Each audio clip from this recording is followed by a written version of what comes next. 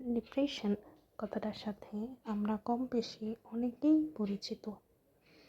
আমরা ডিপ্রেশনে পড়ার পর মনে করি যে আমাদের জীবন থেকে সব হারায় গেছে, সব কিছু চলে গেছে, কোনো কিছু আর ফেরত আসবে না।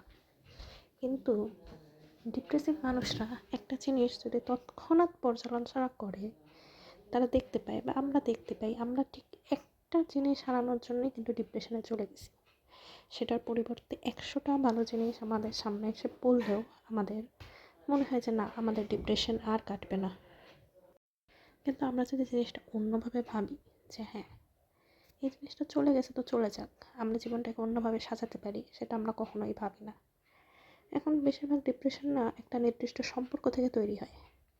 আমি হালাল সম্পর্কের নামগুলোই বলি। হাজব্যান্ড ওয়াইফের মনোমালিন্য বা দুই বান্ধবীর মধ্যে ঝামেলা যখন হয় বা মনোমালিন্যটা যখন হয়, আমরা ওই মনোমালিন্য জের ধরেই বসে থাকি যে কেন এটা হইতেছে, কেন আমাদের মধ্যে ঝগড়া হইতেছে, কেন ঝগড়াটা মিটতেছে না। কিন্তু আমরা কিন্তু তখন যদি পারিপার্শ্বিক কাজগুলি করতাম, ওইটা থেকে একটু দূরে থাকার চেষ্টা করতাম, ভুলে যাইতাম, তাহলে কিন্তু ওই মনোমালিন্যটা তৎক্ষণাৎ আর থাকতো না। একটা উদাহরণ দেই, আপনি আপনার হাজব্যান্ডের সাথে রাগ করছেন। এখন আমরা সেই রাগ করার বিষয়টা খুব সহজে ভুলতে চাই না। আমরা ভাবি যে আমি যেহেতু রাগই করছি, ও আমার রাগটা ভাঙাইতে পারলো না কেন, ওই কাজটা করলো কেন, এইটা ভেবে ভেবেই আমাদের মনটা খারাপ থাকে। তো যাই হোক, ডিপ্রেশন থেকে বাঁচার সব থেকে বড় উপায় কি জানেন? ইস্তেগফার করা। আমরা খুবই ভাগ্যবান যে আমরা মুসলমান, আমরা মুসলিম হিসেবে দুনিয়াতে আসছি। আমি তো তখন জাস্ট একটা দাম্পত্য কলহের উদাহরণ দিলাম। আমাদের বাস্তবিক লাইফে এমন ডিপ্রেশন আসে যে মনে হয় আমাদের জীবনটা শেষ।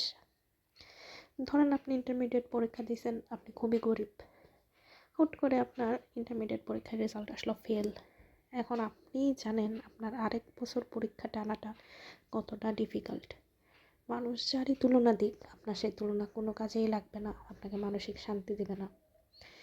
আমি বলবো তখন দোয়ার পরিমাণটা বাড়িয়ে দেবেন, ইস্তেগফারের পরিমাণটা বাড়িয়ে দেবেন, দরুদ পড়ার পরিমাণটা বাড়িয়ে দেবেন। এমন ম্যাজিক্যাল চেঞ্জ আসবে। ইসলামে তো ম্যাজিক করা হারাম। ম্যাজিক্যাল চেঞ্জের কথা বললাম কারণ আল্লাহর থেকে যেই সাহায্যটা আসে সেটা আমাদের কাছে ম্যাজিক্যাল মনে হয়। দুনিয়ায় সব কিছুর মালিক আমাদের আল্লাহ তাআলা। তিনি যদি চায় এখনই কোনো কিছু হয়ে যাক, সেটা তৎক্ষণাৎ হয়ে যায়। আমরা ডিপ্রেশনে পড়ে সবার আগে আল্লাহকে ডাকা ভুলে যাই, যার জন্য আমাদের ডিপ্রেশন কাটে না।